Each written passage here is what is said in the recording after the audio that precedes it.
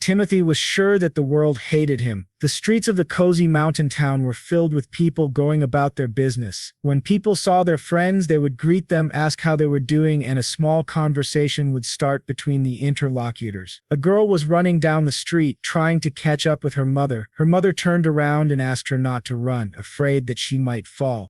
But all the conversations immediately disappeared when Timothy walked by. The women hugged their children close and the adults moved some distance away. Now, all the passers-by tried not to look at the guy in the torn cloak carrying the sack.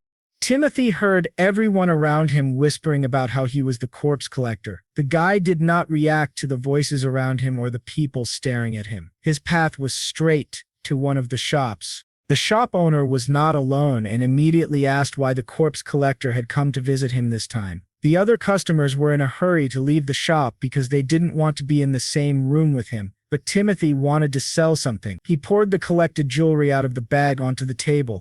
The store owner was unhappy, calling the finds garbage. The man threw a few bronze coins on the table with contempt and said that Timothy had had enough. He had to leave, but the guy was amazed at the price. He was offered only 20% of the regular value, and he wondered why. The store owner was not going to answer him. Instead, he grew outraged, saying that the corpse collector had no right to say anything. In this world, danger lurked at every turn. People could face monsters at any moment. However, there were also those who hunted these monsters. Such people were called adventurers. High-ranked adventurers mined expensive materials and fought monsters every day to level up. A slight difference in levels made a huge difference in power. Level was the foundation of this world. And it was in this cruel world that Timothy's adventurer level was 1. After the boy received his reward at the store, he headed to the market and asked an old man he knew for bread, as he always did. The old man greeted him and handed Timothy a package, saying he had prepared some bread he couldn't sell. This was not the first time this happened, but it was a sin for the boy to complain. He paid for the goods offered. His grandfather said that maybe he should find another vocation and quit his job as an adventurer, but Timothy replied that he couldn't do that. He had already gained a reputation as a notorious corpse collector. No one would agree to hire him. He had long wanted to become an adventurer, but after his dream came true, he learned about his curse. 0 experience. He turned out to have a rather unusual skill, or rather a real curse that was impossible to fight. No matter how hard he tried, he failed to gain experience. His level didn't rise. It seemed like Timothy couldn't get any stronger thanks to this cursed skill. But he didn't give up. The boy believed with all his heart that he would one day be able to improve his level, but the system was relentless. After a while, the boy finally lost faith in his abilities. Then he started collecting materials from the corpses of monsters. He had nothing to do with killing the beasts. They were killed by adventurers, and that's how Timothy became a corpse collector. The materials from first-level monsters were very cheap, and the guy needed to look for better monsters. Collecting small things in the wake of the adventurers, Timothy knew he couldn't last long. While thinking about this, he didn't notice that he had crossed the path of a group of young people. He lost his balance. Timothy couldn't hold on to anything, and he dropped a piece of bread, his last meal, and fell to the ground.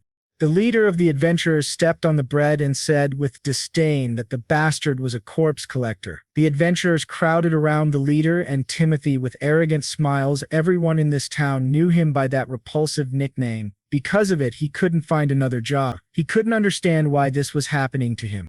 But no matter how much he was despised, he couldn't stop searching the corpses. Otherwise, he would simply die of hunger.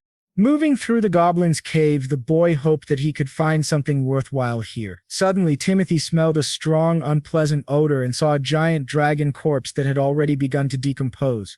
As he got closer, he realized that this monster was about level 200. But now was not the time to think about it. He had to gather materials. Timothy would probably be able to make good money.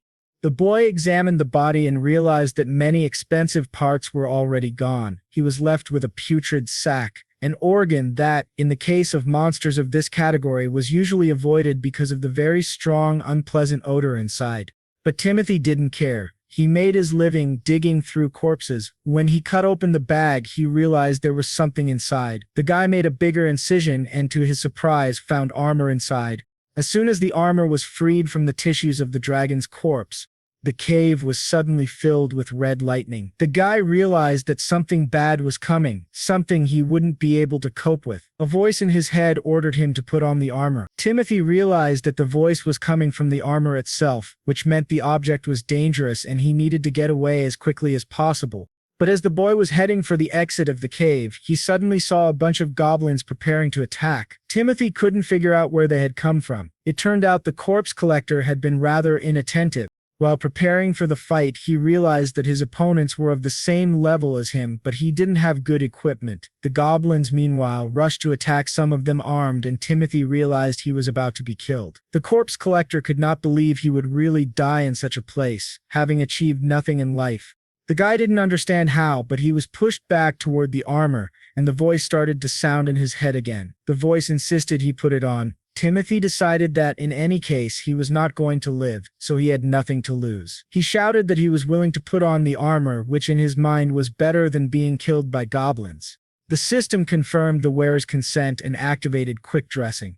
Surprised, Timothy looked back in the direction of the armor, which began to emit lightning toward him. A few seconds later, in front of the astonished goblins, the guy was fully equipped in the armor of the abyss, ready to fight. Timothy, looking at his new armor, wondered if the armor of the abyss was truly on his side. The armor replied that it would unconditionally follow the boy's orders. The boy, preparing to repel the goblin's attack, believed, unlike his old sword, which had been knocked out of his hands, the blade he held now was much better. The guy realized that the goblins were of the same level as him, but with this blade, the corpse collector had a chance to survive. After slashing a couple of enemies, the guy suddenly felt a surge of energy in his armor. He didn't understand what was happening. Timothy felt that with each kill, his body became much lighter. He became stronger, as if it were not his body at all. Finally, believing that he could survive and win, the guy shouted that all his enemies would now come to an end. After the fight ended, a strange light from the corpses of the enemies began to penetrate Timothy's armor. The guy didn't realize what was happening until the system announced that his level had increased. Surprised, Timothy looked at the message in front of his eyes and could not believe what he was seeing. The system notified him that the owner's level had been confirmed and had now increased to level 6. Timothy didn't know how to feel about this news. He had already grown used to not being able to gain experience points. He looked around at the remains of the monsters that surrounded him, wondering what this meant. At that moment, the system notified him that thanks to the armor of the abyss, he was able to use the level absorption skill. It turned out that Timothy could really raise his level without gaining experience. In fact, this strange armor allowed him to absorb the levels of his enemies. He wasn't imagining things. He was actually getting stronger and faster all this time. By now, Timothy had already gained 5 levels in addition to his first. He could really become stronger. The guy was overwhelmed with joy. This incredible news was a blessing. His dream was coming true.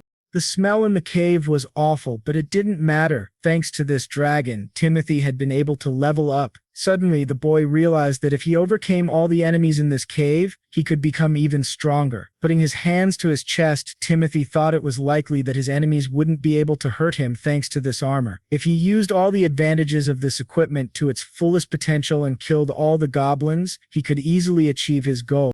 But the guy's thoughts were interrupted by a strange feeling of someone's presence. He didn't even realize there was an enemy behind him. Looking around, he saw a giant goblin, but he knew that there shouldn't be any strong monsters in this cave. Still, the boy's eyes couldn't deceive him. He was looking at the goblin lord himself, surrounded by his subordinate minions. Timothy did not understand how the highest-ranking goblin of level 35, the defender of this cave, could have come here.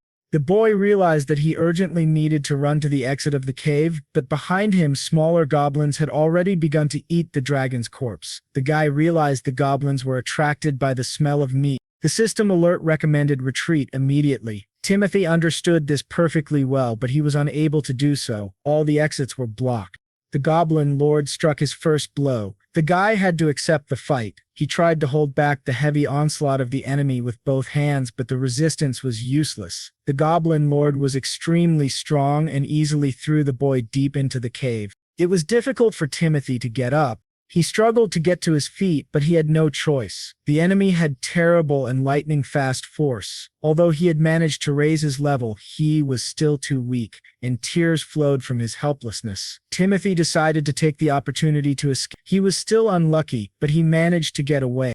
The whole time he was running toward the exit of the cave, but it was carefully guarded by the army of the Goblin Lord. He thought he was still too weak and considered waiting in a safe place until they left. But one of the goblins was already flying at him with an attack. It was then that the boy realized the goblin was only level 1.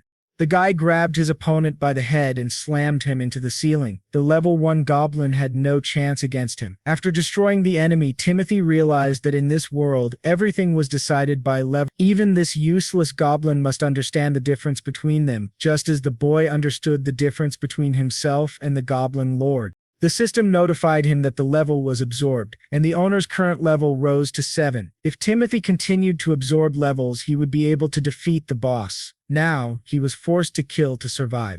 A fierce fight broke out, and the level 1 goblins were destroyed one by one, unable to resist the boy's strength. A few minutes later, it was all over. Only the strongest remained in this world. Heading deeper into the cave, the boy reasoned that only those with a high level of skill would be able to survive. The weak would always obey the strong, and the boy knew this from his own experience. Having destroyed the level 1 goblins, Timothy absorbed their powers and was promoted to level 15. Suddenly, after walking a bit further, the guy saw illuminated side caves and the system recommended exploring them. Following the recommendation, in a few minutes Timothy found mountains of treasure hidden in the dungeon. Stunned, the boy wandered among the piles of gold and realized the goblins had stolen all these treasures from people. Ordinary people would not have been able to handle even the level 1 goblins, so perhaps there was something useful here for Timothy. After walking a little further, the boy found a box and wondered what was inside. When he opened it, the system informed him that it was probably a recovery potion. When he took out one of the vials, he was convinced it was true and decided to use it in battle.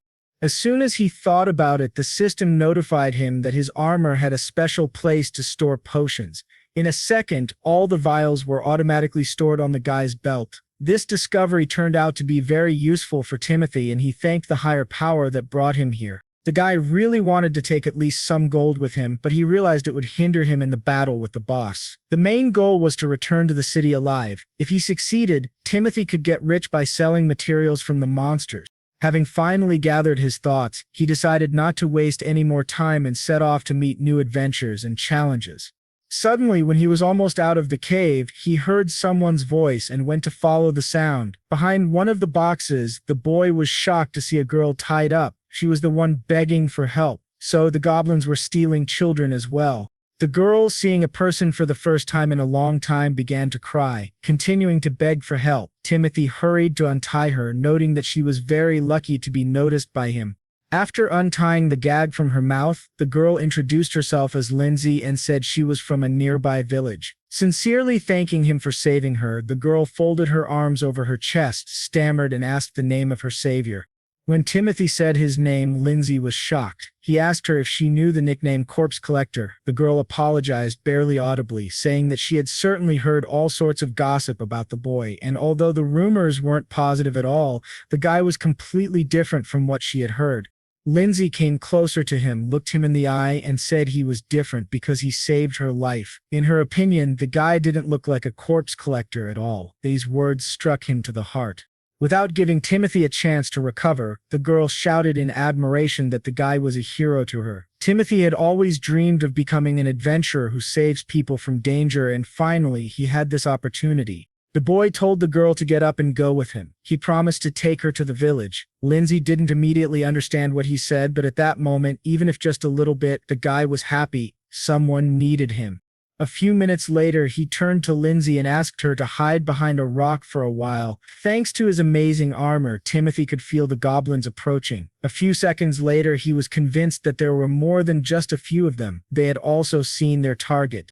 By eye, Timothy was able to estimate that there were about 20 opponents, all of whom were level 1. Compared to his level 15, he said that his opponents had better get ready because very soon they would be at his level. A fight broke out again between them. The battle between the boy and the group of level 1 goblins was quite bloody. Timothy's level increased systematically, in direct proportion to the destruction of his enemies. Thanks to level absorption, the guy could attack faster and faster. He was getting stronger every second. 4 goblins rushed at the boy from behind while he was dealing with the others. They tried to take him by surprise, but for Timothy, his opponents were very slow. Before they even reached the ground, he jumped into the air, and a second later he came at them from above like an avalanche, destroying them one by one. They had nothing to counter him.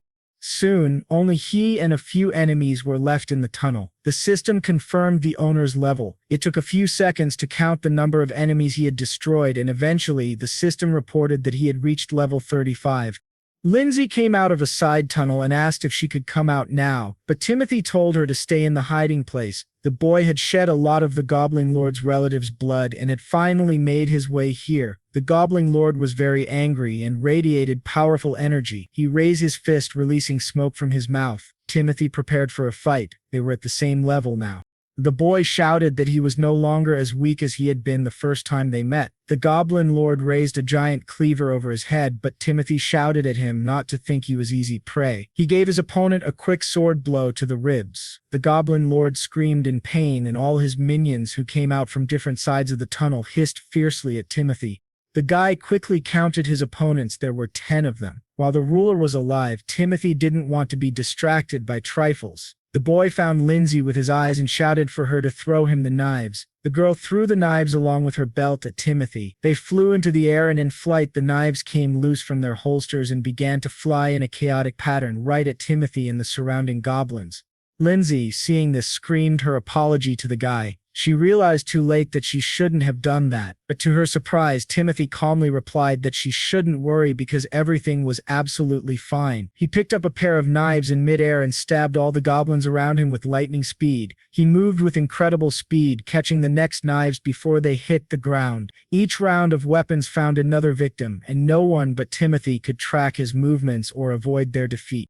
The boy's speed grew to nearly lightning speed. The level 1 goblins could not navigate the space quickly enough to react. Finally, holding 6 daggers between his fingers, Timothy said that his opponents were very unlucky. They should not have interfered with him. Their very desire to help only reduced the damage to their owner. A second later, all 6 knives simultaneously hit every level 1 goblin that was still alive. When only Timothy and the Goblin Lord were left standing, the system notified him that his level had been raised to 45. The Goblin Lord attacked the guy from behind, but now Timothy's level was higher and he was much stronger than the boss. However, the boy's plans were shattered when the Goblin Lord began to actively counterattack, striking blow after blow. He was still stronger. Timothy, barely holding back his opponent's attacks, couldn't understand where such fierce pressure was coming from. The armor warned him that this monster had a bracelet that increased its performance in battle. Timothy was surprised. Usually it wasn't so easy to raise a player's level. That's why, to become even stronger, adventurers equipped themselves with items that increased their attributes. However, until that very moment, he hadn't even considered that monsters could equip themselves with such objects. But there was nothing to do. In this case, Timothy's goal was absolutely clear. He had to destroy the bracelet that made his boss's life easier, and he had to do it before the boss killed him. The guy realized it would not be easy. It seemed he would have to give it his all this time. Having prepared for counterattacks, Timothy decided that he would use all his strength and the power of his armor for this throw. In a moment, the former corpse collector rushed at the Goblin Lord. He tried to cheat a little, but the counterattack failed. The Goblin boss easily predicted the boy's maneuver and threw him into the depths of the cave. But it wasn't over for Timothy. He noticed that he had landed near the goblins he had killed earlier, with his daggers still sticking out of them. A second later, 2 daggers were already in his hands, and he was running at the Goblin Lord again. Halfway through, Timothy threw both daggers toward the goblin boss, distracting him. While the boss deflected the daggers with a supercilious grin, the guy had an interesting idea. Timothy ran as fast as he could toward the Goblin Lord, preparing to jump while targeting the bracelet on the boss's arm. The guy shouted that he had said it from the beginning. His goal was the bracelet. The effect of the object was nullified, and the Goblin Lord could not yet understand what had just happened. The boy noticed that it was the first time the Goblin Lord had seen weakness. Old Timothy stood at the entrance to the dungeon, but now he was many times stronger than before, and now it was the Goblin Lord who should run in terror. Finally, Timothy looked carefully at the giant and said that he could try to escape if he could. While the monster was thinking about what to do, the boy raised his sword to strike. He decided to attack first. The goblin lord was able to repel the boy's first attack, and at first it seemed to him that it wouldn't take much effort. But in a moment, Timothy threw the goblin boss a long way into the cave, causing him to slam into the wall. The guy was not going to give the enemy a break. He asked if the goblin lord was scared because it was no surprise. His life was now at stake. With his next blow, Timothy knocked the indescribably huge cleaver out of his opponent's hands. The boy realized that if he defeated the goblin lord now, he would be free of his weakness forever. But the main boss of the cave, the Lord of the Goblins, was not going to allow such an easy victory. He raised his fist for another blow. For Timothy, these efforts were insignificant, and he dealt a fatal strike to the monster's neck. That was the end of it. Thanks to this fight with the Goblin Cave boss, the boy would become even stronger from now on, and he thanked the creature for it. A few seconds later, the system notified him of a level increase, and Timothy's level was raised to the 80th. The guy turned toward Lindsay's hiding place and called out to her. The girl cautiously approached Timothy, looking at the corpse of the goblin lord. She couldn't believe that the boy had actually defeated him. Finally convinced she was safe, Lindsay said that the boy was now the strongest adventurer in the area. According to the usual ritual, Timothy began to mine treasure from the corpse of the goblin lord, cutting off his big fang. The guy had never dared to dream that the day would come when he would obtain such a rare material. Lindsay assured Timothy that he shouldn't worry. She was willing to carry anything he needed, wherever it had to go. Gradually, the corpse collector's bag filled up. The blade of the goblin lord and the cursed bone appeared there. Timothy sincerely thanked the girl for her help with the material. No one had ever offered him help like that before. Lindsay replied that he shouldn't worry. She wanted to thank him for saving her life, and this was an easy thing to do. The only thing that worried her now was what they would do with the body of the goblin lord. Timothy realized that he had already gathered good materials and no longer needed to hide. He could just return to the village. But if they left the goblins alive in this cave, they would be able to kidnap girls from the village again. Something had to be done. The guy asked Lindsay if she would stay with him a little longer. She asked where they were going. The boy replied that he would no longer allow the goblins to kidnap people, especially not his fellow villagers, and that all the monsters in the cave would be destroyed. When the enemies were finally defeated, the boy took the girl back to the village. It was time for them to return home. Timothy was now at the H100th level. Although he had left the village at level 1, he had risen quite a bit in that time. At H100, Timothy would be able to defeat most of the monsters around him. Filled with pride in his achievements, the guy said out loud that he had finally become a real adventurer. Lindsay, who had been walking a little behind him the whole time, asked him what he had just said. The girl ran across his path and shouted into his face that she had never heard of adventurers with a 3-digit level. Lindsay was sure that Timothy could no longer be considered a newcomer, but rather the strongest adventurer in the village. The boy agreed with her statement, although her words made him think. No matter how hard he tried to remember, he was sure he had never seen adventurers with such a high level as his. He could absorb the levels of defeated enemies, so the girl didn't have to worry about him. He had also been surprised when he first discovered that ability. This news only inspired Lindsay even more, and it turned out Timothy would be able to become even stronger thanks to it. Smiling with all her heart and clutching her hands to her chest, she said she would keep her fists crossed for him. Their sweet conversation was interrupted by a group of adventurers. The leader addressed the corpse collector. The guy's name was Michael. He was curious how Timothy got such armor. Was it because the corpse collector couldn't raise his level that he decided to rely on equipment? To Michael, Timothy would always be garbage even if he put on nice gear and armor. Michael said the guy would remain a first-level weakling and no equipment would help him bridge such a difference in levels. At his mockery, the head of the adventurer squad let his guard down and Timothy immediately took advantage of it. Threatening the boy with a dagger, Timothy said he was fed up and told him to shut up immediately. This unexpected turn of events took Michael by surprise. His first thought was to run away, which he successfully did. But it turned out to be a deceptive move, and in the next moment the head of the adventure, the squad, shouting that Timothy should not dare to be confused, ran to attack, but their attempt was a failure within seconds. Michael was on the ground, unarmed, not understanding how it had happened. The members of his group were also surprised by what they saw and didn't know whether they should stand up for their leader. Seeing their hesitation, Timothy asked if they wanted to be next and try fighting him. Michael, sitting on the ground, looked at his hands, unable to understand how he could lose to a first-level player. Timothy laughed in response, saying that Michael, with his level 20, was several times weaker than him. Hearing this, Michael's team members began checking Timothy's level and were stunned by what they saw. Michael joined them and suddenly fell silent when he saw Hale 100 next to Timothy's name. It had to be a joke if it was real. He couldn't even imagine what kind of monster he had just confronted. Timothy noted that at first he was just a corpse collector to his opponents, but now he was the monster. In truth, he was still just an ordinary adventurer. While explaining this, he suddenly realized no one was standing near him. Looking around, he saw a trio of adventurers running away down one of the alleys. The Zemlins, who came up to Timothy, noticed how much he had really changed. People were now running from him. The girl was very happy for her savior, but they had to leave, so she called out to him. She was sure she had to tell everyone in the village about his new abilities. Sometime later, the boy and girl entered a familiar store. The shop owner looked at the boy unfriendly and said he was listening, though not expecting anything special. Timothy, not paying attention to the man's reaction, said that he wanted to sell some materials. The vendor scoffed, saying the corpse collector shouldn't waste his time. He probably brought in some garbage again. Timothy simply smiled and silently took out some of his treasures. After placing them on the counter, he asked if it was still garbage.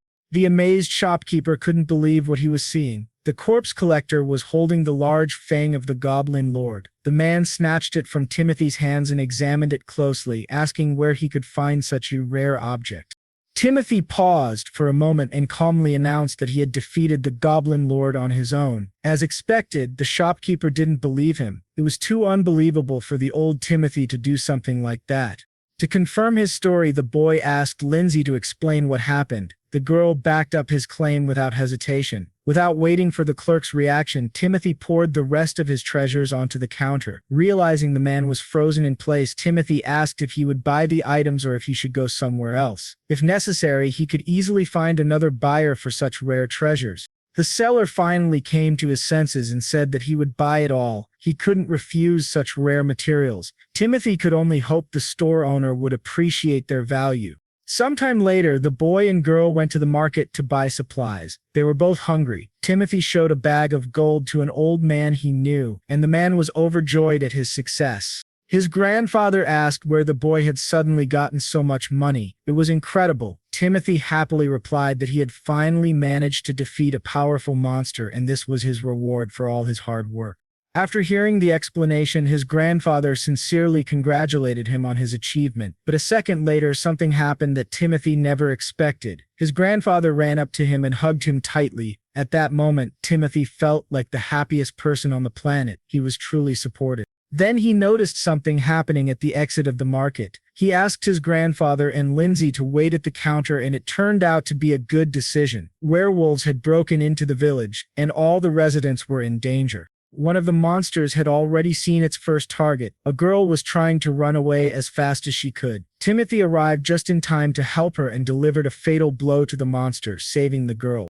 When it was over, he looked back at the girl lying on the ground and asked if she was okay. She responded positively, and he calmed down. Looking at the remaining werewolves, Timothy asked what they were, but he didn't really expect an answer. It didn't matter. They shouldn't have come to the village today.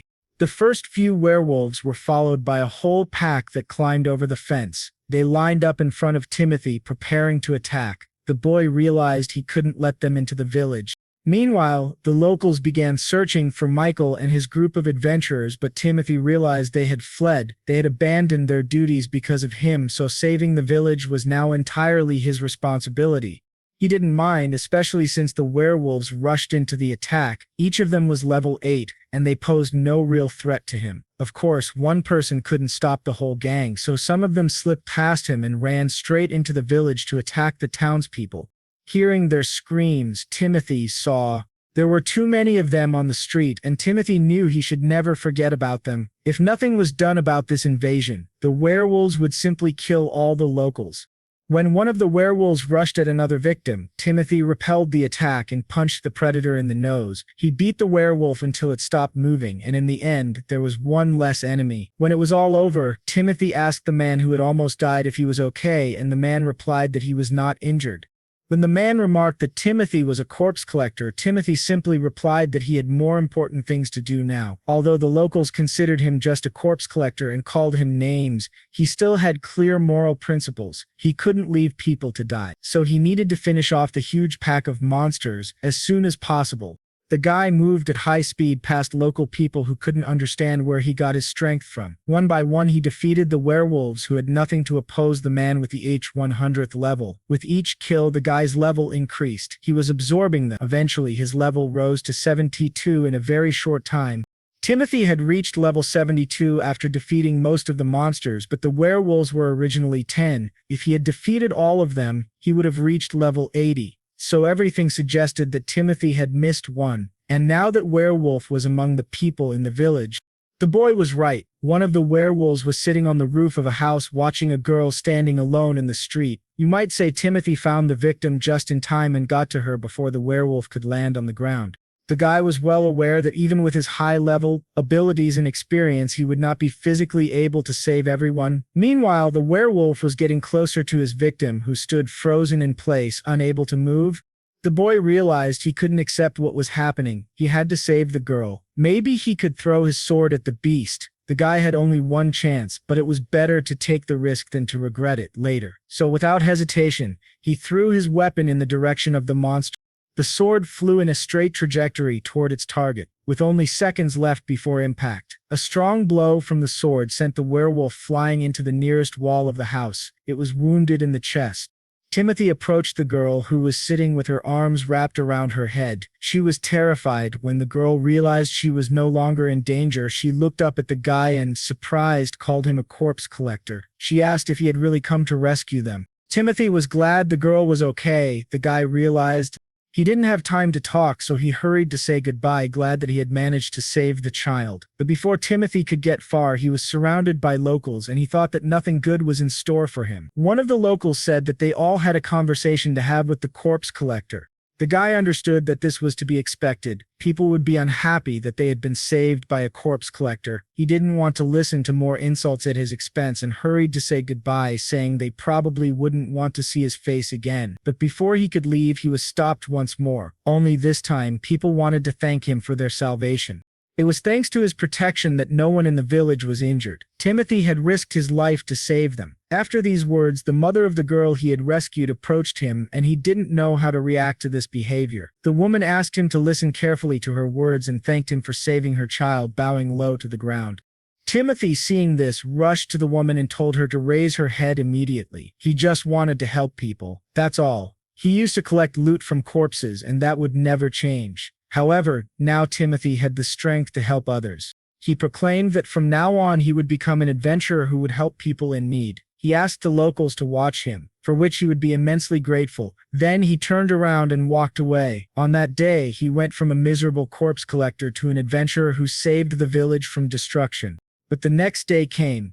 Lindsay ran after the boy with all her might, calling his name. He didn't hear her right away because he was absorbed in his thoughts. When Timothy looked around, the girl stopped in shock. She asked where his armor was. The guy laughed and asked if she meant his armor of the abyss. If so, he had been wearing it that morning. He suddenly realized that he could put it on and take it off whenever he wanted. Thanks to this armor, the guy was finally able to become a real adventurer. He was happy about what he had found in that strange cave, but the boy was still tormented by thoughts. Why was there a strange dragon corpse in the goblin's cave? Although it didn't really matter now, in the end everything had turned out for the best. Meanwhile, in the goblin furnace, not far from the dragon's corpse, something was happening. Michael and his friends were trying to get away from the enemy who was chasing them. The boy and girl were struggling to keep up with their leader, tears in their eyes, begging Michael for help. Michael didn't understand what such a monster was doing in these caves. He was trying to escape the pursuit, but no matter how hard he tried, it was all in vain. The monster was already in front of him, and the guy sat down on the ground, realizing that his time had come. Far away from the goblin's cave, Timothy still felt something strange. Before that, a group of adventurers led by Michael had chased a cyclops around the village, and they had wounded it badly. Michael was a little angry. He didn't like that the monster had been able to escape. They had almost finished it off. The boy told his friends to run faster because the cyclops had already reached the entrance to one of the caves. When the monster disappeared inside, the trio stopped at the entrance, watching it try to hide in the tunnels. Michael realized that because they were not present when the village was attacked by werewolves, the group was fined a large sum of money. That's why they couldn't lose their prey. The Cyclops had to be killed as soon as possible. While they were talking at the entrance, the Cyclops was attracted by the smell of the dead dragon and began to devour its meat. The trio of adventurers followed the monster determinedly. In the heat of the chase, they didn't even bother to conduct reconnaissance. As the two boys and the girl moved through the tunnels, the unpleasant stench of death grew stronger. Someone must have died in this cave recently. When the adventurers reached the chamber, they were amazed by what they saw. One monster was eating another. The Cyclops was greedily devouring the corpse of a giant dragon. Looking at this, the members of the squad were sure something was wrong. Meanwhile, Timothy stood in the forest, trying to immerse himself in his feelings once again. He realized that this wasn't just a strange feeling, someone incredibly unusual was nearby. His feet led him to the goblin's cave. It seemed like he had some kind of connection with this place, just like all the people who were drawn here. Timothy followed the smell, which grew stronger with each step. The dragon's corpse was ahead, but what he saw made him shudder. A huge Cyclops was holding a dead man. In one sharp movement, the monster threw the adventurer's body away and it hit the ground with a splash of blood around it. After the Cyclops had finished off the last member of Michael's team, its eye found Timothy's silhouette in the darkness of the cave. The guy looked at the monster. He had never met such a demon before, but he was confident in his abilities. He was not in danger. Timothy decided to attack first, to be ahead of the curve before the Cyclops had time to make its move. But unexpectedly, the system stopped him, warning that the difference in levels was too great. Timothy was advised to avoid fighting. The guy was so shocked that he didn't notice the monster running up to him and striking him. For the first time, Timothy choked on the pressure. He lost his balance and flew into the depths of the cave. The system informed him that it was recommended to check the status of the enemy, and Timothy could not believe his eyes. This gigantic Cyclops of the abyss turned out to be at level 200, which was extremely surprising. The guy still hadn't decided what to do. The system reported a powerful energy accumulation in the area of the enemy's head. Still lying on the ground, Timothy was advised to retreat immediately, but he didn't have the strength to do so. The Cyclops began to approach, ready to make him its next victim. The system kept screaming for an immediate retreat. Timothy tried to force himself to get up. He realized that if he didn't act now, his end would come right there. The system reported that there were 8 seconds left before the attack. The countdown continued. As Timothy leaned on his sword, the second the countdown ended, the Cyclops threw the boy away from it, emitting a powerful beam of energy from its eye. Timothy, unable to counteract the powerful opponent, screamed loudly from the blow and was badly injured. He fell to the ground, deep in the furnace.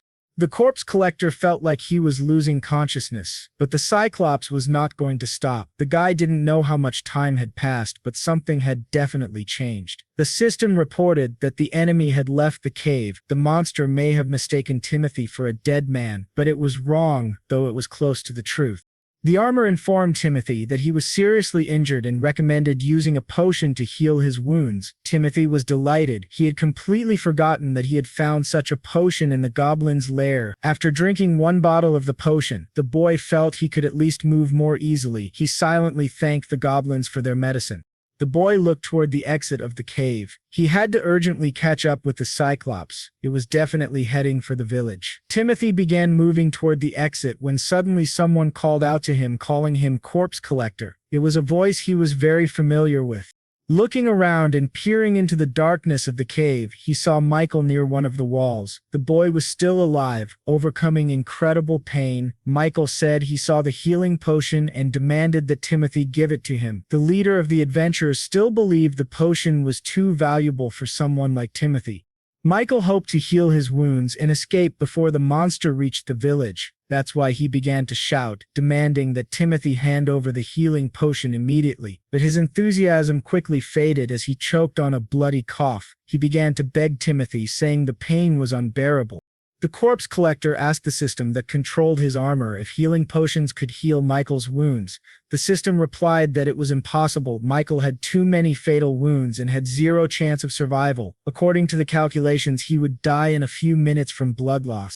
This news was, of course, very upsetting for Timothy, but he was also curious, would the level absorbance skill work on people? The system answered in the affirmative. The guy turned to Michael, saying that he could no longer help him. Michael replied that he had already figured as much.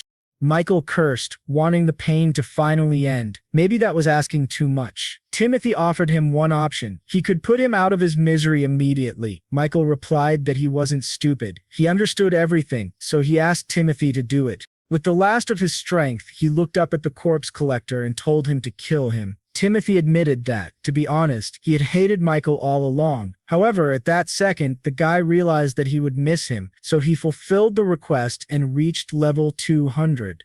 Meanwhile, the Cyclops had already reached the edge of the village, watching the inhabitants through the branches of the trees. The monster could feel the accumulation of energy that had drawn it there. It couldn't contain its roar of joy and delight. The victims had been found. But the monster didn't take into account that it had left one witness alive, Timothy, who suddenly ran up behind the Cyclops and struck it in the nose. The Cyclops growled in pain. One of its arms was wounded, and blood was spraying in all directions. The boy shouted that the monster should forgive him, but it would die by his hand. Timothy rushed to attack again. The former corpse collector, now at level 200, declared that the Cyclops should have finished off its enemies. It was precisely because the one-eyed monster hadn't done so that they were now at the same level. The guy couldn't wait any longer. He wanted to deal with the monster as soon as possible before it could kill the villagers. Finally, he added that he had to kill his friend with this hand, so now he was out of his mind with rage.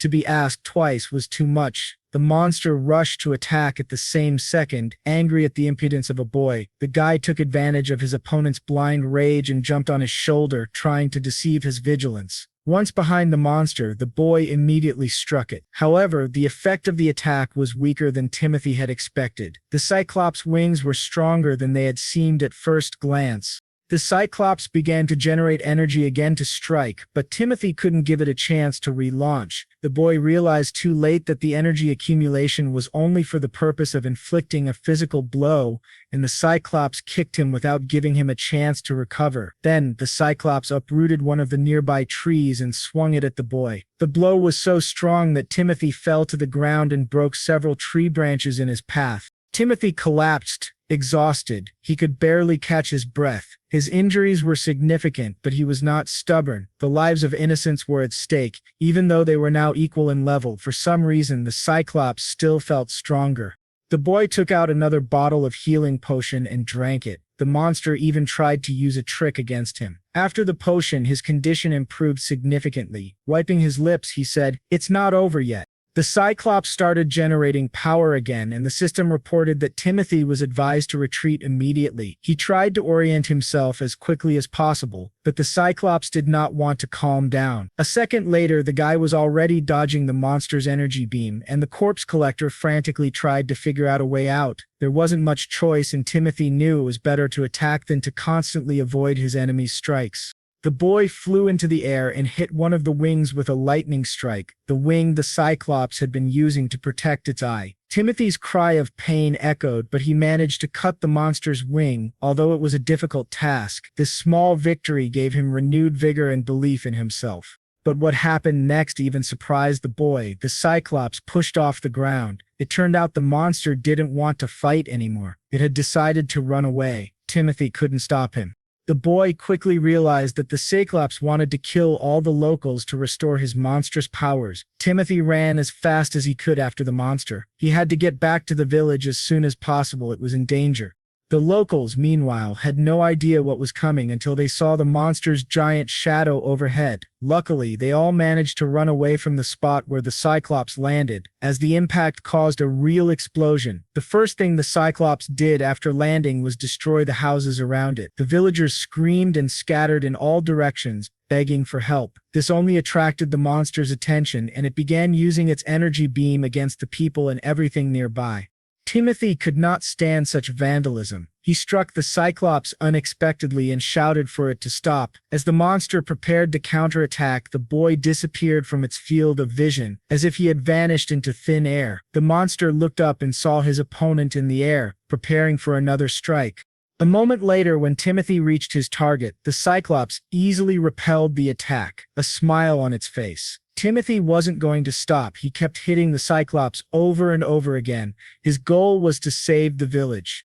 The Cyclops responded to this restlessness by concentrating energy in its eye area. It wasn't going to die so easily. In the heat of emotion, Timothy almost forgot about his own safety. The monster tried to take advantage of that, but at the last second, Timothy managed to avoid injury.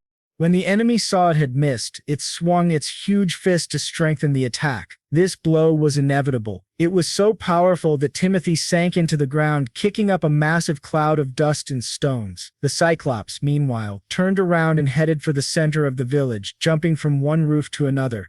When the dust and smoke cleared, people saw Timothy lying in the crater. A few seconds later, the guy tried to get up, saying that he had not yet completed his mission. He realized that only he could overcome such a strong demon, so he must never give up. The Cyclops reached the central market and stood in front of an old man, Timothy's grandfather, who was also his food supplier. The monster coldly called him a thug. The grandfather looked around and realized that even if he ran, they would still catch up to him. In that case, there was no point in fleeing. All he could do was buy time for the hero.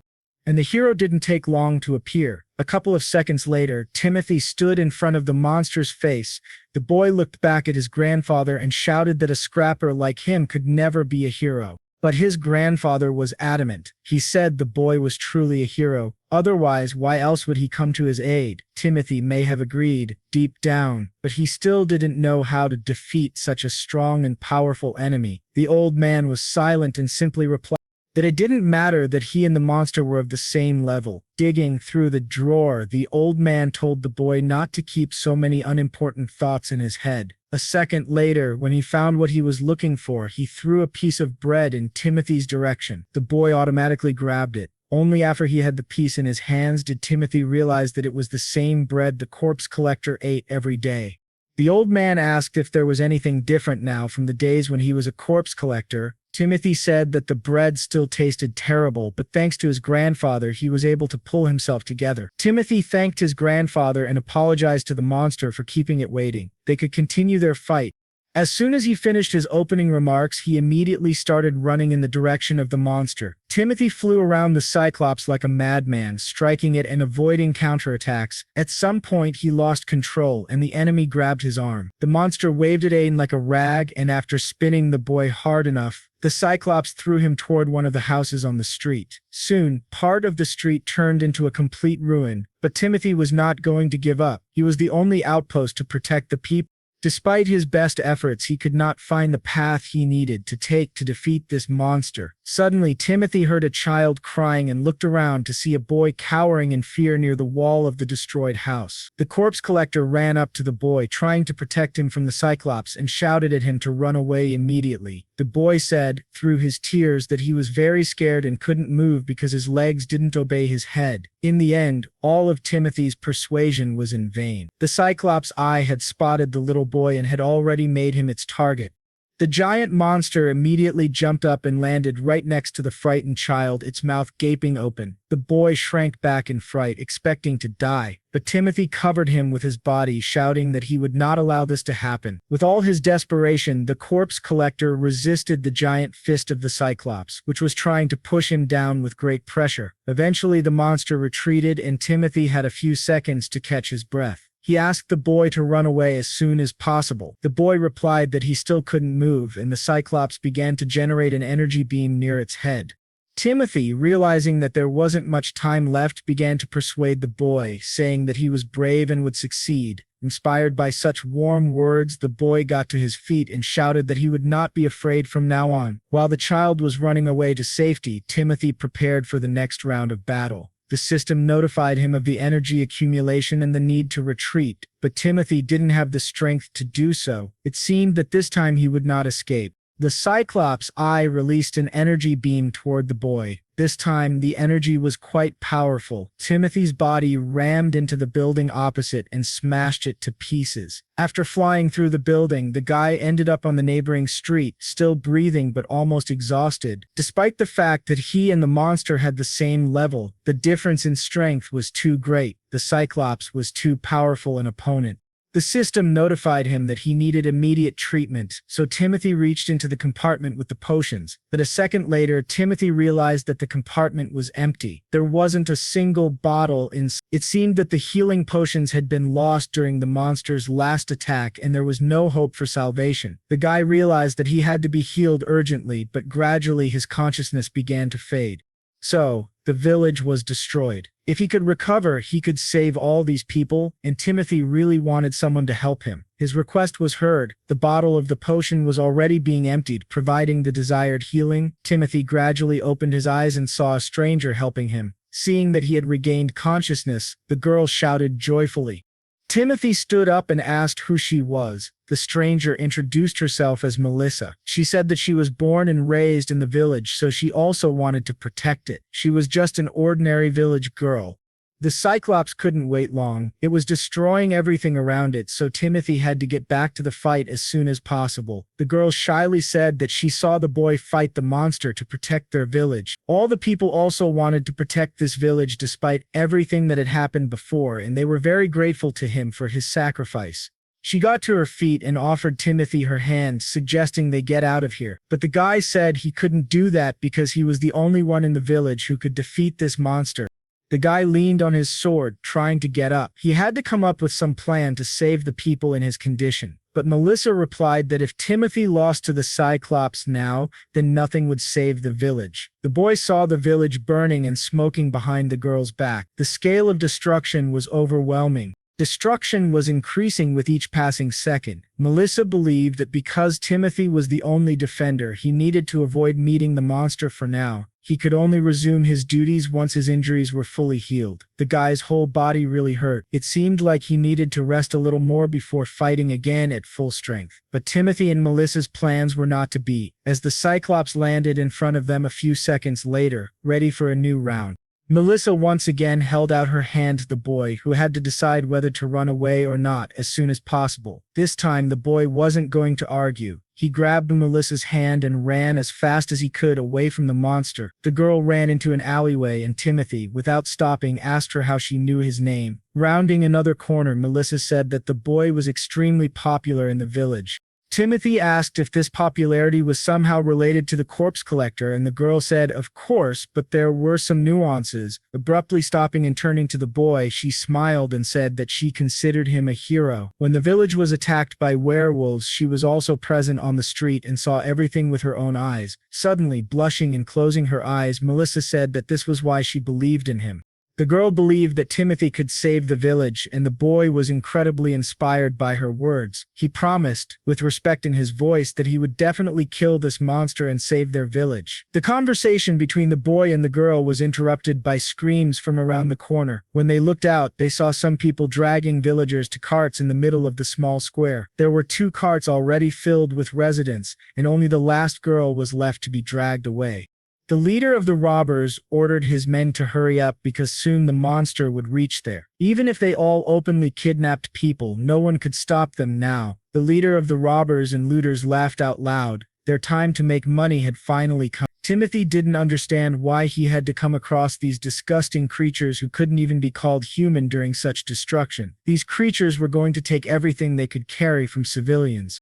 Melissa was also very outraged by the actions of these people. Their actions were absolutely inhuman. Being fascinated by everything that was happening on the square, the guy didn't notice that the girl was no longer with him. He looked around and saw one of the looters, who was quite strong, holding Melissa and threatening to kill her. The giant looter said that if the guy didn't want this girl to get hurt, he should drop his weapon.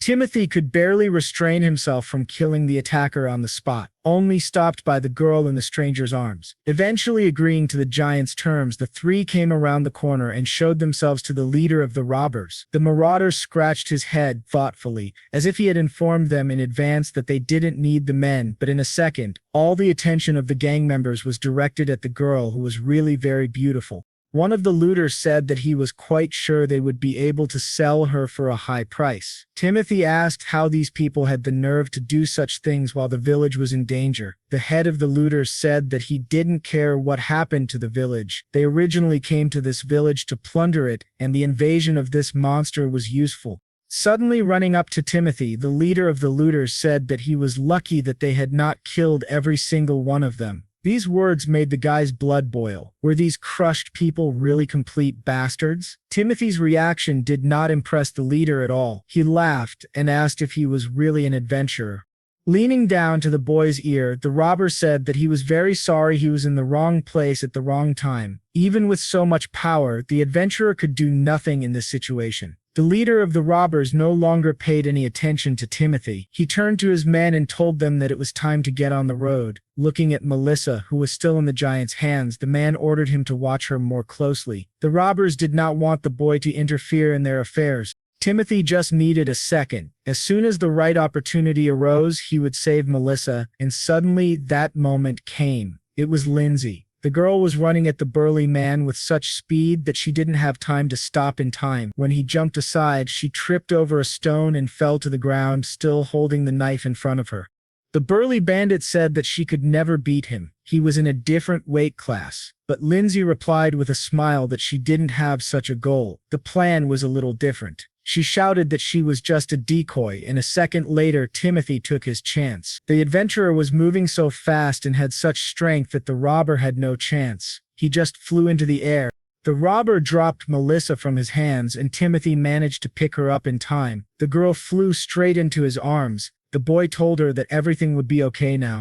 The girl had to hide now, because the robbers were already preparing to attack, and the fight was inevitable. The looters pulled out their weapons and surrounded the guy from all sides. The guy looked at this pathetic spectacle and did not understand whether these people were really sure of what they were doing. He was not going to hold back.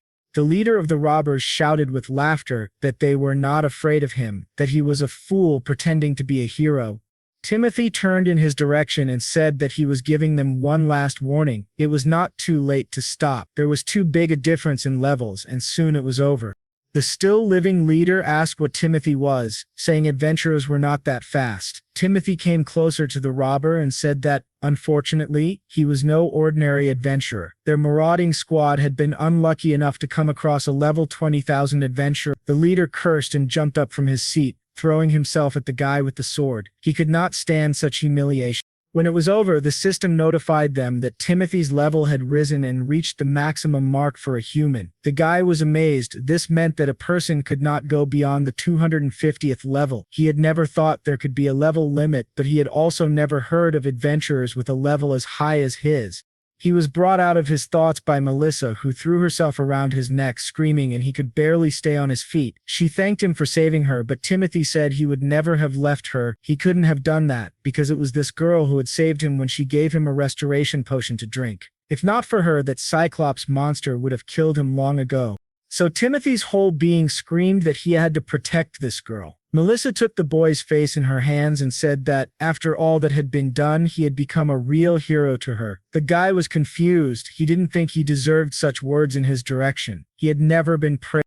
If he had left those robbers alive, they could have robbed other villages. These thoughts were constantly running through his head. He was well aware that there was no other choice. He had to take their lives, otherwise they would not stop. Melissa said that it was not his fault at all. He was not to blame for anything. He did not need to beat himself up. The guy had to take all those lives to save the villagers, who were now able to hug each other. That is why she believed there was no need to reproach himself for this act. Timothy did the right thing. She put her hand to her chest, looked wide-eyed into Timothy's face, and said that he was her hero. These words became real honey for the guy, who had been deprived of kind words all his life, and now he felt much better. Lindsay, who ran up to them, said that all the people who had been caught had already returned to their homes. The boy put his hand on the girl's head and said that she was a great girl, which made her laugh and dance on the spot. Lindsay said she was very happy to be able to help and be of service. While Timothy was fighting, she could only watch, but she wanted to help. She really wanted to. Therefore, next time she would really like to fight with him. She wanted to be close to her savior and be useful to him. Timothy replied that he did not agree with this. He said it was okay, the girl should live her childhood. Suddenly, a cyclops reappeared on the horizon, looking for an adventurer. Timothy turned to the girls and said it would be better for the two of them to hide as soon as possible. The system informed him that now that he had reached the 250th level, he would finally be able to deal with this monster. Timothy looked in the direction of the cyclops. Finally, Now he had the opportunity to overcome this monster. A few minutes later, the Cyclops reached the square where the girls and the boy were standing. Timothy was even glad to see him again. This time would be the last. The Cyclops would lose his life. But the presence of the girls still prevented the fight from starting, and the guy once again told them to hide immediately. While the girls were running away, Timothy apologized to the monster for his escape during their last meeting. But now he was not going to run away. He suggested they put an end to all their differences here in this square. Watching the Cyclops destroy everything on its way to him, Timothy remembered that he hadn't even been able to wield a sword before. Then one day he had swung his sword for the first time to save his life. After that, Timothy had to fight to defend his home, and at this very moment he would have to use his sword to fulfill the hopes of his friends. The guy shouted that the creature had better get ready, and the confrontation began. Now the Cyclops would feel the blow of a man who had surpassed human capabilities on his own skin. Such an impassioned speech completely deprived the monster of patience, and it broke through houses and rushed straight at Timothy. But the guy, without even moving, responded to this rage with a clear sword blow. Timothy said that the monster's attacks were in vain because he was not the same guy he had been last time. Timothy's counterattack forced the Cyclops to fly a long distance and fall to the ground. He stayed where he was, looking at the huge pile of dust that had risen into the sky. A second later, the Cyclops reappeared through the dust, generating a stream of energy and aiming it at Timothy. The system reported that an incredible energy accumulation had been detected, but Timothy replied that the armor should not worry. The guy raised his sword and said there would be no problem with that, because in this world, level decided everything. And now the Cyclops of the Abyss, no matter how gigantic, had less power than Timothy at level 250. The Cyclops made his move, directing the flow of energy. It struck Timothy's side, but the boy said that it didn't matter to him at all. The monster had no chance of winning if the difference in their levels was so great, and that was exactly what was happening. The Cyclops growled at the boy with rage. The monster could not understand how his opponent had become so strong in the time they had not seen each other. Timothy, looking at him, asked what was wrong. Was the monster scared? This was quite strange, given that the Cyclops had felt strong when he killed the villagers. But karma exists, and now it was the monster's turn to be crushed, which the boy agreed to provide. The monster shouldn't be so surprised. The boy finally moved and ran at high speed toward the Cyclops. In this world, everything was decided by level, and the guy proved it by stabbing the monster with his sword. The blow was so strong that the Cyclops could not remain standing and fell to the ground. The monster was very angry. When it got to its feet, it immediately fired an energy beam at Timothy. The boy said that the Cyclops had not yet realized, but it was his duty to show the creature what real despair was. The guy put his hand forward, which in this case acted as a protective shield, and absorbed the energy of the monster's attack. The Cyclops shook his head in despair, and Timothy asked if he now understood the difference between them. The monster, who had considered himself omnipotent, could not accept such a loss. After a couple of minutes, he rushed into another attack, but punching with his giant fist was a mistake. The guy was not only stronger than last time, but also faster. He managed to dodge immediately.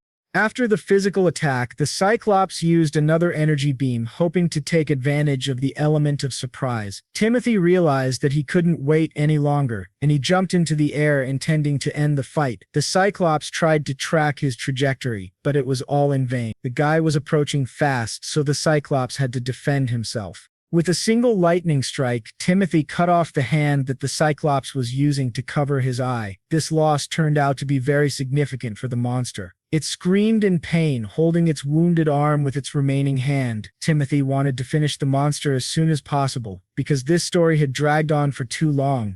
The boy demanded that the Cyclops kneel before him, but the creature went completely crazy and began to emit energy beams in all directions, saying it was useless to resist. The boy ran up to the Cyclops and punched it in the body. The Cyclops fell to the ground. He saw his opponent running toward him to finish what he had started. The guy said that the monster had harmed many people, and now it was time to pay. He stabbed the giant creature in its only eye. The next day, a large construction project began in the village, and all the locals helped each other. Leaders immediately emerged among them, telling others what to do and where to use their strength. One of the guys who was carrying wood tripped over something and started to fall. Suddenly, like a shadow, Timothy appeared from behind and caught the boy along with his heavy burden. The guy looked back and saw the corpse collector in front of him. He thanked Timothy for his help, and Timothy told him to be more careful. Sometime later, Timothy stood under a tree at a distance from the village and pondered what level transformation meant. The system explained that with the level transformation skill, by absorbing levels, the user could transform them into new unique skills. Unique skills have a variety of useful effects, such as speed boosts or fire resistance. This was a good bonus for adventurers as they received experience points and increased their level. These skills could be obtained with a very low probability, and Timothy had now gained this ability. At first, he could not receive experience points, and therefore unique skills were not available to him. This meant that, in exchange for levels, Timothy could now gain very rare unique skills, which made him think. The main question for the boy now was, what was the armor of the abyss really like?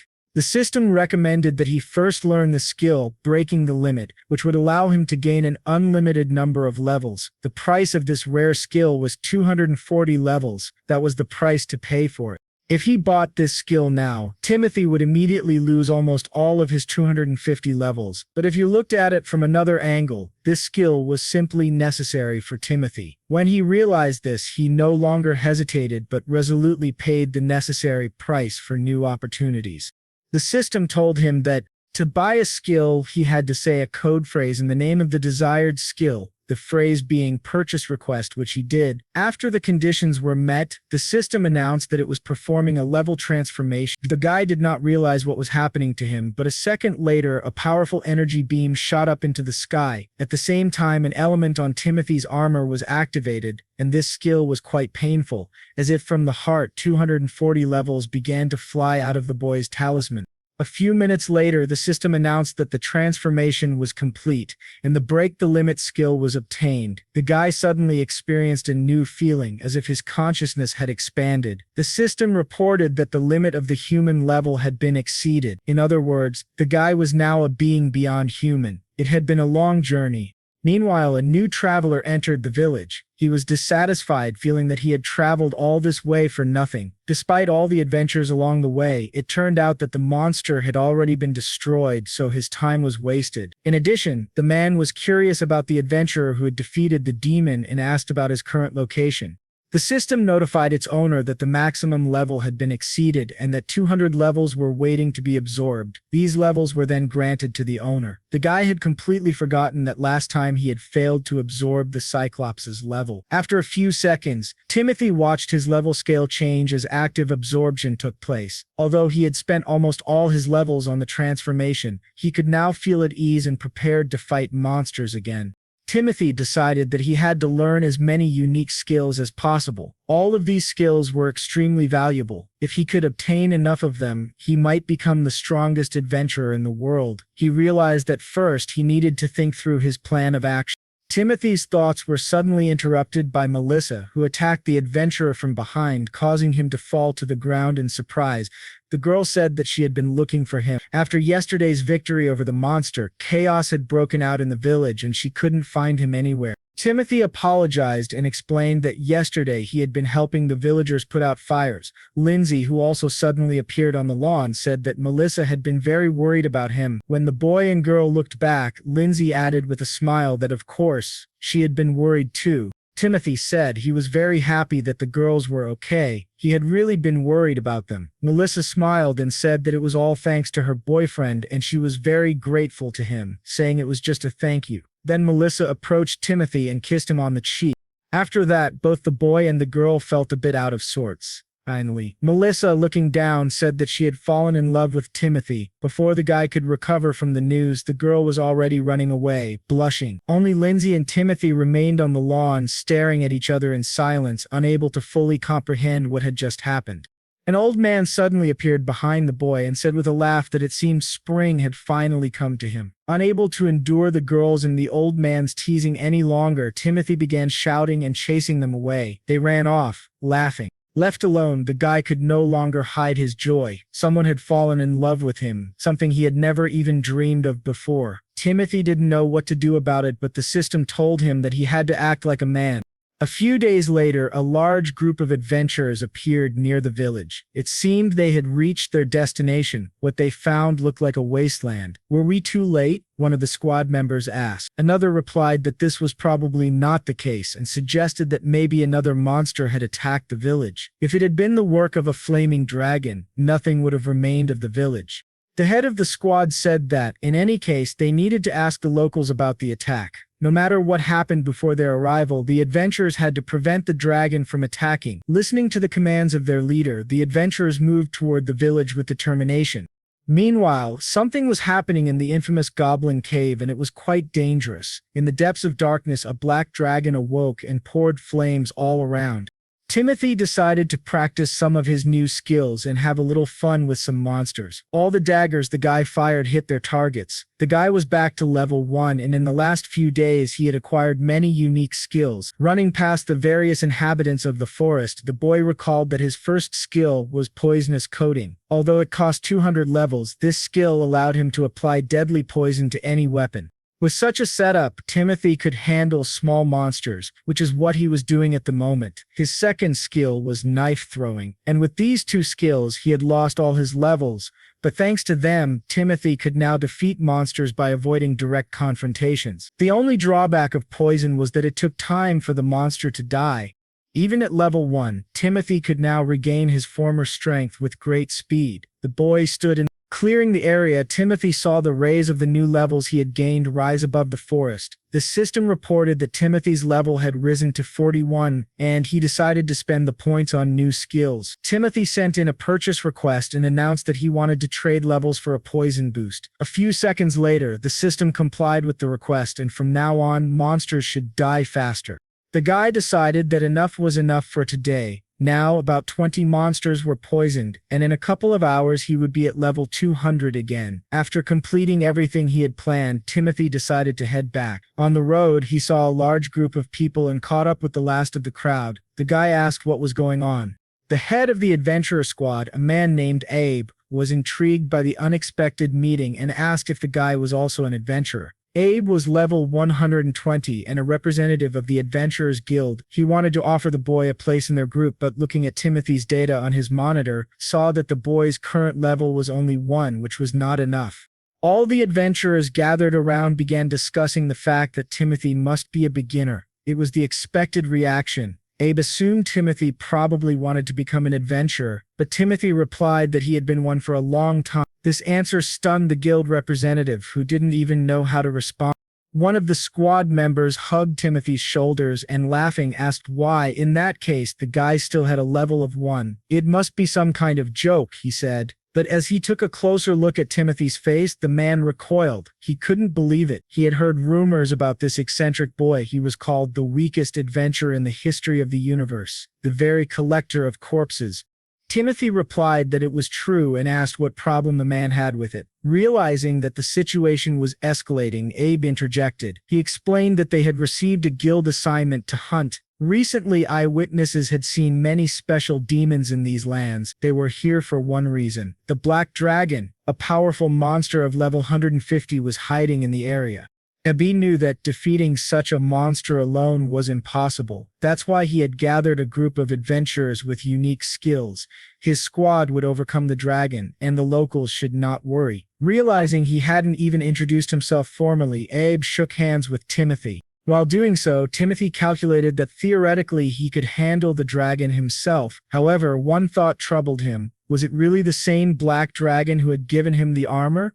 Their conversation was interrupted by a squad member running toward Abe with news. The head of the unit intercepted the boy and asked what was wrong. The guy was out of breath and spoke in long pauses. He said that their scouts had found the dragon. The scouts had no doubt. It was definitely the Black Dragon. After hearing the scouts' report, Abe announced that the squad should immediately head to the cave. To ensure every member heard him, the leader repeated that the target of their mission had been found and that everyone needed to get ready. These words energized the squad, but Timothy realized something troubling. The average level of the group was about 120. Although some members had unique skills, they would struggle greatly against a level 150 dragon. Timothy knew he could not leave these people to their fate. He decided to join Abe's group and asked for permission. The boy hoped that the monsters he had poisoned earlier would die soon so he could reach level 200. With such a level, there shouldn't have been any problems. But Abe said no. Looking back at Timothy, Abe said that it was too dangerous. The boy didn't understand the seriousness of the situation. Timothy tried to argue with the group leader, but he only heard condemnation from the other adventurers. One of them approached and bluntly told Timothy that their leader had been too lenient, calling Timothy a weakling. That ended the conversation. All the adventurers followed Abe, leaving Timothy behind. The guy felt desperate. He realized that, at this rate, all those people could die, but with his current level of 1, he really couldn't help them. He had no choice but to wait until his levels returned and then catch up with the stubborn adventurers. Sometime later, Abe looked upon a horrific sight, something no one had warned them about. It wasn't just any black dragon, it was the Black Dragon, a catastrophe-ranked monster. This dragon dominated all black dragons, and its level was 300. The destroyer of worlds killed all the scouts and greeted the newcomers with flames, ready to attack. Abab, seeing this terrible sight, shouted for his men to retreat immediately. None of them could cope with such an enemy. Help was needed. As Abe tried to give the order to contact the guild, the dragon struck him with its massive tail, and at that moment, Timothy felt that the battle had begun, and he had to run to the cave immediately. He saw the dragon from afar and instantly recognized it as the same monster from the goblin cave. Timothy couldn't understand how it had happened. Was it just pretending in the oven? But he immediately stopped himself. Now was not the time to think about that. The destroyer of worlds raised its head and began generating flames, preparing to strike. Timothy sped up when he saw the flames break out and start killing the adventurers. When he asked how long it would take to absorb monster levels, the system answered, about 30 seconds. The guy demanded the process be faster because the dragon wasn't going to wait. There were not many survivors left. Finally, the system notified him that the monsters were confirmed dead from the poison. He was almost there. The levels were absorbed and raised his total to 2011. The guy immediately shouted that he wanted to make a purchase request. A few seconds later, the dragon released flames in Timothy's direction, but he used flame resistance to shield himself. Abe, who was lying on the ground behind Timothy, was shocked. He asked the squad leader who else was still alive. Abe couldn't even string 2 words together. The only thing he could express was his astonishment at how the destroyer of worlds' attack had been stopped. The same impudent adventurer who mocked Timothy before asked why they were barely standing while the so-called corpse collector wasn't even wounded. Timothy looked in his direction and replied that it was because he was much stronger than them. But even with this power, he couldn't save everyone. So he apologized, but it was too late. The guy lay on the ground, dead. Timothy knew that no matter how strong he was now, he still couldn't save everyone. But for the sake of the adventurers who died here, he had to be decisive. The boy shouted in the dragon's face that he would defeat it here and now. The dragon roared in response. A second later, black flames flew in Timothy's direction, and Ebba called out the boy's name in fright. Timothy glanced halfway at Abe and told him not to worry. With one hand, he captured all of the dragon's flames and destroyed them. The guy looked at his opponent and said that such weak flames would never hurt him. Along with Abe's shock, Timothy now faced the doubled rage of the destroyer of worlds. Despite the rising intensity, the boy remained calm, just as he had been during the monster's first attack. However, he had spent most of his levels to get flame resistance, and now he had dropped to level 25. The guy was invulnerable to the enemy's flames, but now he didn't know how to win. He needed to raise his level somehow. The dragon wasn't blind. Seeing its flames fail, it decided to use physical force instead. Timothy did not appreciate this decision. He barely had the agility to avoid such attacks. The boy realized he could not withstand the physical assaults of the destroyer of worlds at his current level, but in a stunning moment, the dragon's head suddenly separated from its body. Timothy stared at the incredible sight. An unknown adventurer had done it. The man said that Timothy had disappointed him.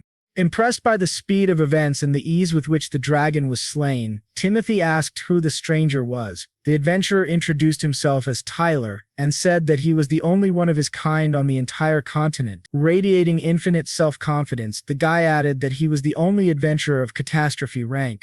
Timothy's jaw dropped. Catastrophe? He had never heard of that rank before. A Bab, who had now gotten up and approached Timothy, said that this was also his first time seeing Tyler, but he knew this was an adventurer of legendary strength. According to rumors, no one could ever reach the same level. This warrior stood head and shoulders above all others. Four eyes were now fixed on Tyler, scrutinizing a man of such rare power and realizing what it meant. Tyler laughed loudly and turned to Ab, flattered that the guy was well educated on the subject. Timothy, looking at Tyler's data, agreed. This man was undoubtedly above all people. Tyler was level 300. The system notified Timothy that this target had the skill of breaking the limit from birth, and he realized that Tyler's skill was the exact opposite of his own. Finally, Timothy began to radiate real feelings of hatred. Tyler then revealed that the adventurer in black armor had disrupted all his plans. Timothy looked at the man in surprise and asked what he meant. Tyler asked if Timothy hadn't heard what people were saying about him in the village, that he was described as a hero in black armor who defeated a demon one-on-one. Because of all the praise aimed at Tyler, he had wondered if the rumors were true, but Timothy's presence had only disappointed him. Suddenly, the destroyer of worlds opened its eyes and growled. The adventurer didn't even flinch, despite sitting on its back. A second later, Tyler plunged his sword into the dragon's head and ordered it to shut up. "We're having an important conversation here," he said, "and the dragon doesn't need to interrupt." Tyler then asked if the boys knew that the destroyer of worlds would continue to regenerate unless its magical core was destroyed. The guy looked ominously at him. He knew in his heart that it was the same dragon, was still surprised because his suspicions had turned out to be true. Tyler, meanwhile, said that he hadn't destroyed the core at that time. He had just left the dragon to die in that cave. He had watched as the monster, after eating a piece of dragon flesh, evolved very quickly and became even fiercer. The destroyer of worlds was too strong a dragon and wouldn't have left even a single piece of the village untouched. That's why Tyler needed a monster weaker than him, and that one-eyed man was perfect for the mission. The adventurer said the guys were probably wondering why he did it. He needed to set a monster on the village in order to become a hero. The second step would be to kill that dead lizard again and become even stronger. As a result, Tyler would gain unlimited power and become famous throughout the world. However, this lowlife in black armor had ruined everything. Tyler could no longer contain his emotions and just screamed. Timothy asked if all of this had been planned to achieve such petty goals. Tyler laughed and called him a fool, saying that an adventurer like him needed power, fame, money, and women. He sincerely believed that with such power he could live as he pleased. Timothy called Tyler stupid, a real idiot. The guy became furious. Many residents and good adventurers had died for the sake of his opponent's selfish desires. Scorching Tyler with his eyes, Timothy asked if he had ever even thought about that. Without waiting for an answer, the boy turned to his armor and asked it to lend him its strength. He was eager to bring one arrogant bastard down to earth, and now was the right time for that. Tyler laughed arrogantly and asked if the boy really wanted to teach him a lesson. With a shout, he warned Timothy not to overestimate himself, claiming to be a noble body. The guy activated the power of his armor. Timothy looked at the enemy's actions with sadness, trying to come up with an alternative to fighting someone at level 300. He also realized that if they started a battle now, he wouldn't stand a chance at his current level, just 21. However, there was one detail that could help him: the dragon's core. If the boy destroyed it now, the armor would be able to absorb the dragon's level, and that monster had a level of 300. Timothy asked the armor if it had a skill for ranged attack that he could acquire right now. The system began searching, but it took a few seconds, and Tyler wasn't going to wait. He was already on the attack, shouting that it was too late to beg for mercy. He charged right into the middle of the group, and those nearby tried to jump away. The force of his attack was so strong that Abe and Timothy were thrown a long distance, unable to keep their balance or withstand the shockwave. In the end, Timothy fell to the ground, smoke pouring from his body in all directions. He couldn't get to his feet. He had experienced Tyler's power firsthand and finally understood what disaster rank meant. But Tyler wasn't going to stop. He shouted that Timothy must have gone crazy, claiming that this was his end.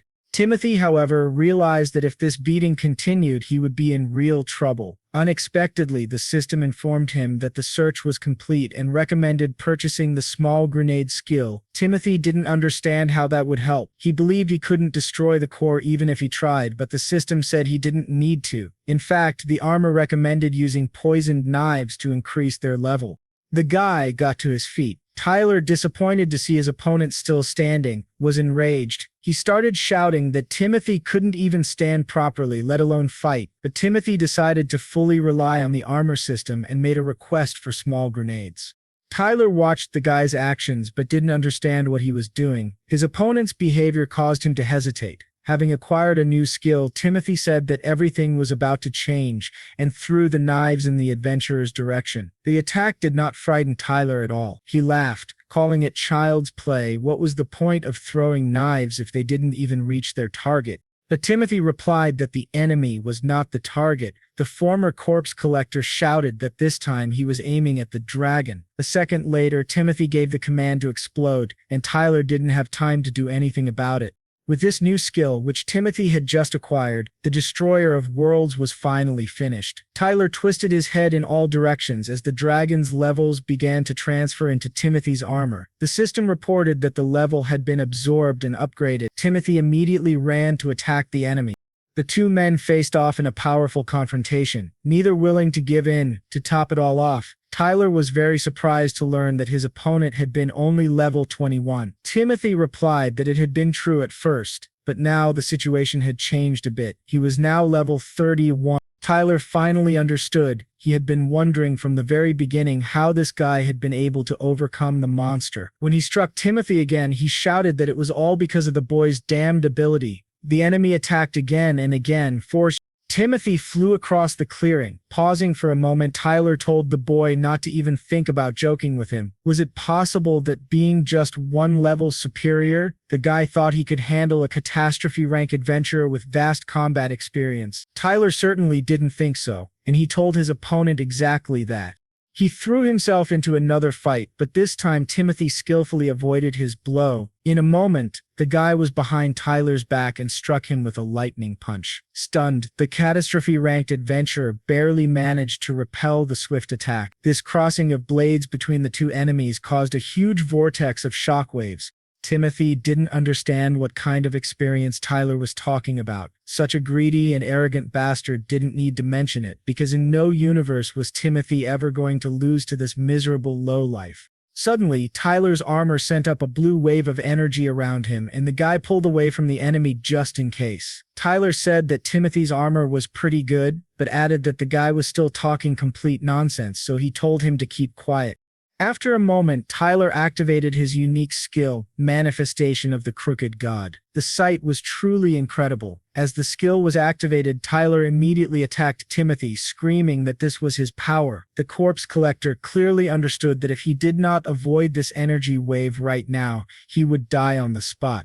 Timothy rushed to the side, thinking that perhaps this was the same bloody guard skill he had seen before. It was on the list, a unique skill that could only be used once. Timothy managed to jump away and save his life, but it was only a temporary prevention of harm. The guy needed to come up with something fast, so he made a purchase request. In Tyler's opinion, there was nothing Timothy could do. Tyler struck again, but Abe covered Timothy with his shield, saving his life. Since Abe was not as strong as Timothy, the shockwave carried him a long distance and he fell to the ground, suffering from pain. Pushing through it, the boy said that if Tyler had dealt with the destroyer of worlds right away, his friends would have survived. Dripping with tears, Abe shouted to Timothy to avenge his friends and to do it right now. Timothy said that of course he would, and acquired the curse of the black armor. Tyler decided to be proactive and attacked Timothy again, but this time the boy activated the power of his armor. The system notified him that the skill could only be used once and asked for confirmation of the purchase, and he fulfilled the conditions. At the same time, the request was agreed upon.